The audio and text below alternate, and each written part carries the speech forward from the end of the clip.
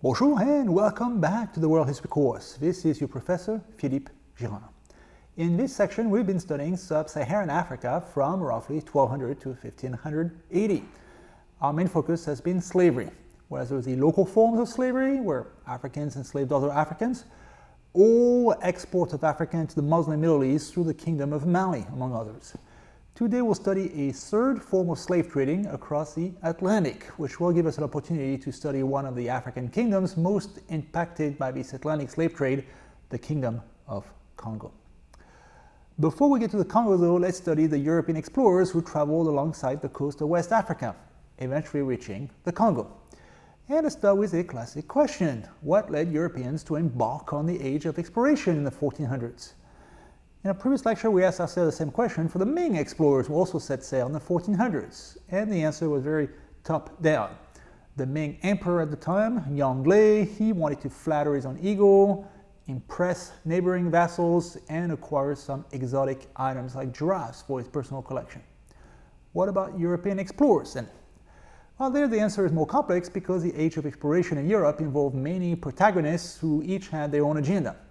But, broadly speaking, most of the motives fell under the famous 3 Gs: gold, God, and glory. This framework works for the explorers who traveled alongside the coast of Africa, most of whom hailed from Portugal. Profit, gold, featured prominently, and because most of these explorers were merchants. Wherever they went, they tried to trade things, whether it's gold per se, or ivory, or slaves, or spices. But mostly they hoped to find a route around the African continent which would open up a direct sea route to the reaches of India, Indonesia, and China, i.e. bypass the Silk Road altogether so as to buy spices and silk at much cheaper rates.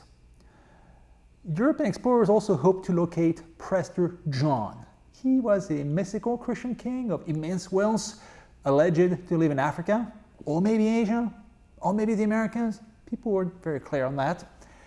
And just to be clear, I want to emphasize that Prester John was mystical. He did not exist. But myths usually start somewhere, so he was an amalgam of real people.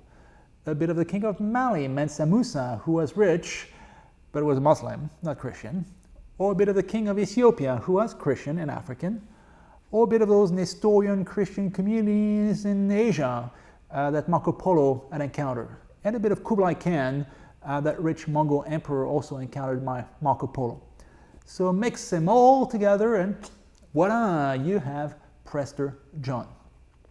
So the goal for the Portuguese was to meet him somewhere in Africa and maybe ask him for a bit of his gold since he had so much, but also establish a strategic alliance with a Christian king located on the other side of the Muslim world, whether in East Africa or in Asia.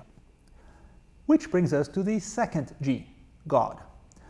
Officially, the goal of many European voyages, on the surface at least, was not greed but faith, to spread the word of God to pagans and infidels.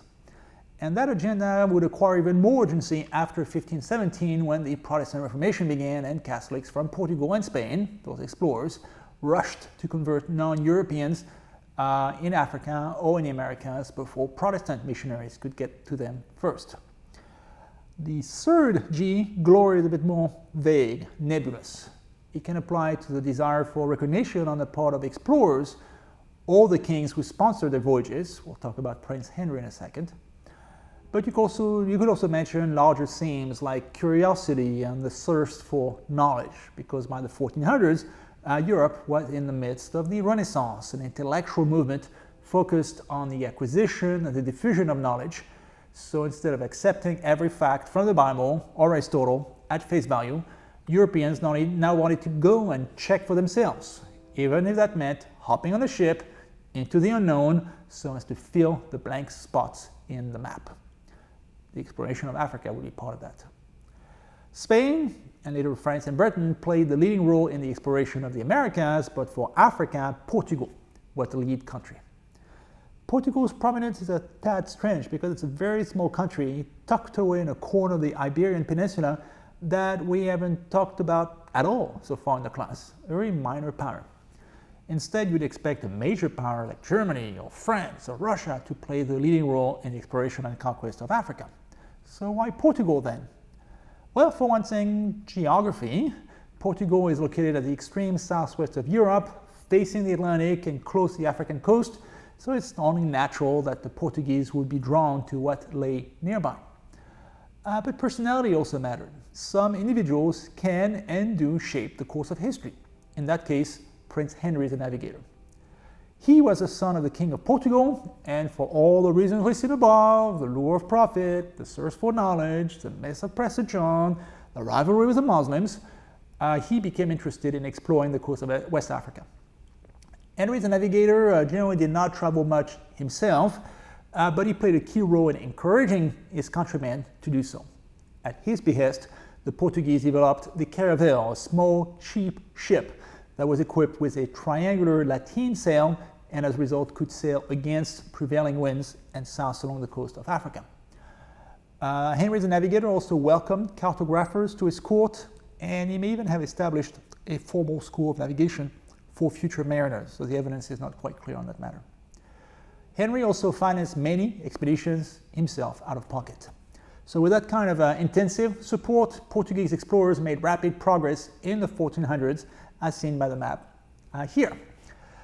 By 1460, the year that Henry the Navigator died, the Portuguese had reached Cape Palmas, which is Liberia today. And it was still a long way from the southern tip of South Africa. So the first European to get all the way down there was another Portuguese, Bartolomeu Dias, who reached the Cape of Good Hope in South Africa in 1488. The Indian Ocean and the reaches of India, well, beckoned just right there, so Bartolomeu Dias wanted to go further, but his crew threatened to mutiny, and Dias had to turn around. I like to compare him to Moses. He saw the promised land, but he could never quite enter it. Yet another Portuguese explorer, Vasco da Gama, was the first one to complete that journey to India. In 1497 to 99, he rounded the Cape of Good Hope and sailed all the way up the coast of East Africa, all the way to Goa, India, where he could do what every European merchant had dreamt of doing for centuries, to buy spices dirt cheap at the point of origin, bypass the Muslim-controlled Silk Road, and return directly to Europe by sea. And so from that point forward, Portuguese merchants regularly sailed alongside the coast of Africa, either as a stopover on the way to Asia, or to visit Africa itself, usually to trade slaves, unfortunately. Let's mention one last Portuguese explorer, Diego Cao, who is not as famous as Vasco da Gama, but who played an important role in today's story. In 1482, while passing by the central coast of Africa, Diego Cao noticed that the seawater around him looked weird. It was not the normal blue-gray color of the Atlantic Ocean. Instead, it looked more like brown and muddy. So his sailors dropped a bucket into the sea, tasted the water, and noticed that it was sweet instead of salty. What happened, as it turned out, is that Diego Cao had just discovered the mouth of the Congo River, the main river of Central Africa. And that river is so vast that its waters remain distinct even miles after they reach the Atlantic and eventually mix into the waters of the Atlantic Ocean. And that's why Diego Cao noticed that there was this weird brown water out at sea. It was the Congo River. So Diego Cao set up a cross to claim the area in the name of Portugal, and then he sent some people inland to investigate. And they couldn't go too far because the Congo River has some major rapids that make navigation impossible inland. But they encountered a major kingdom known as the Kingdom of Congo. And a quick digression here on place names, because the Congo can be quite confusing. The Congo is the name of a large river, the Congo River. You see it on the map. On a present-day map of Africa, you'll see also two countries named the Congo on either bank of the Congo River, which used to be a French and a Belgian colony, respectively. And the river and one of the Congos was also known as Zaire for a while, just to make it more complicated. And then there was a local kingdom in the area much earlier, from the 14th to the 19th centuries, which is usually spelled with a K, K-O-N-G-O, so as to differentiate it from its present-day namesakes. And that's the one I'm talking about, the Congo with a K, the medieval kingdom located roughly where the modern-day countries of the Congo with a C would be located. By contrast with the rest of Central Africa, the region of the Congo was densely settled. So the kingdom of the Congo was far more centralized than was the norm elsewhere in Africa. The capital, that was called Mbenza, Congo, had maybe 100,000 people at its peak, and that really impressed the Portuguese when they first visited it. They kind of looked down at the Africans and expected some collection of huts or something. And eventually, as it developed, Mbenza, Congo boasted numerous stone churches, beautiful buildings atop a flat plateau that was surrounded by the Luetzi River. That kingdom of the Congo had a thriving trade in ivory and other items. And one thing about their economy that I've always found fascinating is their currency, because the Congolese use cowrie shells, which are small seashells native to the Maldives in the Indian Ocean. And for some reason, those cowrie shells became a leading form of currency all the way from Central Africa, where they were traded in vast quantities, to India and even China too, where the character for money in the Chinese characters is based on the shape of a cowrie shell. I've never understood why this specific seashell became such a widely used form of currency around Asia and Africa. It wasn't even that practical. The individual value of a shell was low, like a penny today, so paying anything important required bags and bags of the stuff. So a big mystery to me. But anyway, back to the issue we covered last time, which is that of sources, which are not always the best when we deal with pre-colonial Africa. What we know of the Kingdom of the Congo comes largely from Portuguese sources, which are problematic, of course, because the Portuguese did not know much about the internal dynamics of the Congo. They didn't speak the language, and they had a vested interest in spreading Christianity and buying slaves, so they could be dismissive of the local culture. Unusually, though, we also have local written sources as well. One of the king of the Congo from the early 1500s, Nzinga Mbemba, who's also known under his Christian name of Afonso I, he learned how to read and write, and he wrote a series of remarkable letters to the king of Portugal and the Pope in Rome. And I've included a couple of those in the primary source reader. Initially, King Mbemba hoped that his relationship to the Portuguese would be a mutually beneficial one. He would sell some local products like ivory, import some Portuguese products, and also embrace some Portuguese cultural practices, including Christianity. But as years went on, King Mbemba was increasingly concerned by the Portuguese trade in slaves, which came to dominate that relationship. And that's where things get a bit subtle, because King Mbemba was not against slavery per se. Slavery existed in his kingdom like in the rest of Africa. But what he didn't like was how the Portuguese exported slaves without his consent, which had a way of undermining his rule. And also how the Portuguese exported slaves of any background, including nobles who were relatives of the king. And also how the Portuguese sold slaves in large quantities, which had a way of depopulating his kingdom. So King Mbemba appealed to the king of Portugal and then to the Pope in Rome in a tone that was increasingly angry and desperate as the letters went on. But sadly, the market forces were just too strong. The Portuguese wanted eventually millions of slaves for their colony in Brazil, and they were going to get them in Central Africa no matter what. So each year they came back for more. The Congolese always struggled to understand why the Portuguese merchants were so eager to buy slaves. According to one rumor in the Congo, the Portuguese were really Vumbi, V-U-M-B-I, godlike creatures of the underworld who feasted on human flesh. And it kind of made sense. The Portuguese were pasty white, as if they were dead, and their ship would disappear over the horizon as it left, as if it went underwater due to the curvature of the earth. And since the Portuguese always came back to buy more slaves, they must have eaten them in the meantime. And I find that intriguing, since cannibalism was also practiced in parts of Central Africa, and the Portuguese picked up on that to depict the Africans as being barbarians and cannibals as a way to justify enslaving them. So we are always a cannibal in the eyes of the other, I guess, which is kind of a profound philosophical question that will let you ponder on your own. The term Vumbi, by the way, made its way across the Atlantic alongside Congolese slaves, and that eventually mutated into the word zombie, the living dead of Haitian voodoo. I want to take this opportunity to mention another member of royalty from Central Africa called Anna Nzinga, who was also a queen in the 1500s, but a bit later in a kingdom further south called Angola. She too hesitated between fighting the Europeans and embracing their culture, including Catholicism. She too was willing to enslave fellow Africans while also resenting the encroachments of European slave traders who depopulated her kingdom. And she also was a cannibal on the side.